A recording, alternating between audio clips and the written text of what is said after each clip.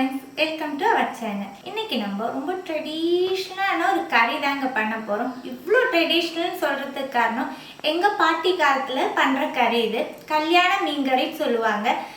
உணக்க மீன் வச்சு தான் பண்ணுவாங்க. உணக்க மீன் மீன்ஸ் கருவாடு வச்சு தாங்க இந்த கறி பண்ணுவோம். நம்ம இந்த கறி கல்யாண மீன் கறி பேர் வரதுக்கு காரணம், அந்த காலத்துல எல்லாம் கல்யாண வீட்டில் தானே பண்ணுவாங்க. அப்போ நிறைய பேர் வரும்போது சாயங்காலம் ஆகிறதுக்குள்ள சாப்பாடெல்லாம் தீர்ந்து போயிடும். அப்போ பெட்டன்னு ரெடி ஆக்காமட்டுன்னா ஒரு நான்வெஜ் கறியாயிட்டு இந்த மீன் கறி தான் ரெடி பண்ணுவாங்க. அப்படி ரெடி பண்ணி இது கல்யாண மீன் கறின்ற பேரே வந்துடுச்சுங்க.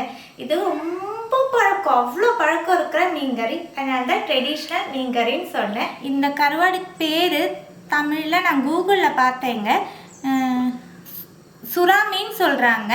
அந்த மீன் தான் எடுத்திருக்கேன். நாங்கள் இதை ஸ்ராவு உணக்க மீன் தான் சொல்லுவோம். இந்த மீன் நம்ம பண்ணுறதுக்கு முன்னாடி கொஞ்ச நேரம் தண்ணியில் போட்டு வச்சு பண்ணணும், இல்லைன்னா கறியில் ரொம்ப உப்பு வருங்க. 1-2 தடவை கழுவி தான் நான் தண்ணியில் போட்டு வச்சுருக்கேன். இருந்தாலும் இது ஒன்று கூடி நமக்கு கழுவி எடுத்துகிட்டு வரலாம். மீன் நல்லா கழுவி எடுத்தாச்சு, இது நமக்கு மாற்றி வைக்கலாம். அதுபோல் இந்த மீன் கறிக்கு நான் கொடம்புளி தாங்க யூஸ் பண்ணுறேன். இந்த புளி இதுக்கு தமிழில் என்ன சொல்லுவாங்கன்னு எனக்கு தெரியாது. உங்களுக்கு நீங்கள் கமெண்டில் சொல்லுங்கள். அடுத்த வீடியோலேருந்து நான் அது கரெக்டாக ஃபாலோ பண்ணிக்கிறேன். இந்த புளி தான் நான் எடுத்து கொஞ்ச நேரம் சுடு தண்ணியில் ஊற வச்சுருக்கேன். உங்கள்கிட்ட எந்த புளி இருக்கோ நீங்கள் அந்த புளி யூஸ் பண்ணலாம். 1 டேபிள் ஸ்பூன் மிளகாத்தூள், சாதாரண மிளகாத்தூள் தாங்க. சிம்பிளாக பண்ணிடலாம், 5 நிமிஷம் போதுங்க இந்த குழம்பு பண்ணுறதுக்கு. 1/4 டீஸ்பூன் மஞ்சத்தூள். இந்த கறிக்கு இந்த 2 தூள் மட்டும்தான் யூஸ் பண்ணுவோம், வேறு எதுவுமே யூஸ் பண்ண மாட்டோம். நான் பச்சை மிளகா சேர்க்கறனால தான் 1 டேபிள் ஸ்பூன் மிளகாத்தூள் சேர்த்துருக்கேன். நீங்கள் உங்கள் காரத்துக்கு அனுசரித்து மிளகாத்தூள் எடுத்துக்கோங்க. பச்சை தண்ணி தான் ஊற்றுறேன். தண்ணி ஊற்றி மிக்ஸ் பண்ணி வைக்கலாம். எல்லாம் மிக்ஸ் பண்ணியாச்சு. இனி நமக்கு கறி ரெடி பண்ணலாம். மீன் கறினாலே சட்டியில் தானே பண்ணுவோம், அதனால தான் இங்கே சட்டி வச்சுருக்கேன். 1 டேபிள் ஸ்பூன் தேங்காய் எண்ணெய் சேர்க்குறேன். எண்ணெய் சூடாகும்போது 1/2 டீஸ்பூன் கடுகு, 1/4 டீஸ்பூன் உலுவா, 2 சிவந்த மிளகு, கொஞ்சமாக வேப்பிலை, 4 பச்சை மிளகா, 4-5 பூண்டு நீளமாக நறுக்கினது. நல்லா மிக்ஸ் பண்ணி கொடுக்கலாம். இஞ்சி வெளுத்துள்ளி பேஸ்ட்டு ரெண்டுமே 1/4 டீஸ்பூன் தாங்க வரும், அவ்வளோ சேர்த்தா போதும். எல்லாம் நல்லா வாடி வந்ததும் நம்ம மிக்ஸ் பண்ணி வச்சுருக்க மிளகாத்தூள் மஞ்சத்தூள் பேஸ்ட்டு சேர்க்கலாம். பேஸ்ட்டு இந்த பாத்திரம் இருக்கு இல்லைங்களா, அதில் கொஞ்சமாக தண்ணி ஆட் பண்ணி அது கம்ப்ளீட்டாக சேர்த்துருக்கேங்க. இது நல்லா மிக்ஸ் பண்ணி கொடுத்ததுக்கப்புறம் மூடி வச்சு நமக்கு குக் பண்ணி எடுக்கலாம். எண்ணெயெல்லாம் அப்படியே பிரிஞ்சு வரணும், அந்த அளவு குக் பண்ணணும்.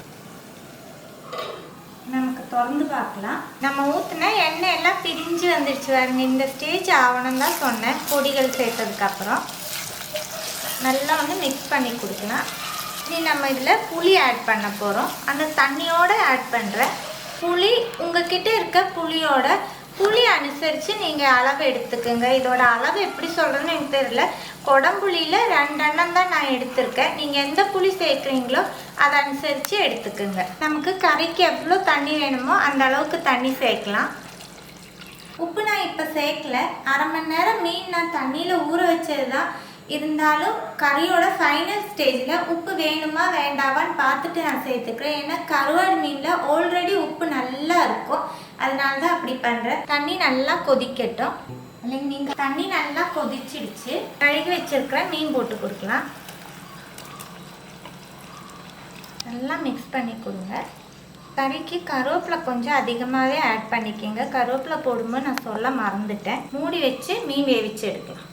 மூடி வச்சு நான் 2-3 தடவை திறந்து பார்த்து இலக்கியெல்லாம் கொடுத்துருக்கேங்க. மீன் நல்லா வெந்துடுச்சு. சீக்கிரமாக வெந்துடும். நம்ம ஆல்ரெடி தண்ணியில் ஊற வச்ச மீன் இல்லையா. கொஞ்சமாக பச்சை வேப்பிலை போடலாம். 1 டீஸ்பூன் தேங்காய் எண்ணெய். தேங்காய் எண்ணெய் ஊற்றுனதுக்கப்புறம் இப்படியே மூடி வச்சா போதும். நம்ம எப்போ சாப்பிட்றோமோ அப்போ எடுத்து மிக்ஸ் பண்ணால் போதும். அது வரைக்கும் தேங்காய் எண்ணெய் ஊற்றுனதுக்கப்புறம் மிக்ஸ் பண்ணலாம் வேண்டாம். அவ்வளோதாங்க, சிம்பிளாக பண்ணிடலாம். ரொம்ப சீக்கிரம் பண்ணக்கூடிய ஒரு கருவாட்டு குழம்பு. அதானே கரெக்டு. எல்லாரும் ட்ரை பண்ணி பாருங்கள். ட்ரை பண்ணி உங்கள் ஃபீட்பேக்கெல்லாம் சொல்லுங்கள்.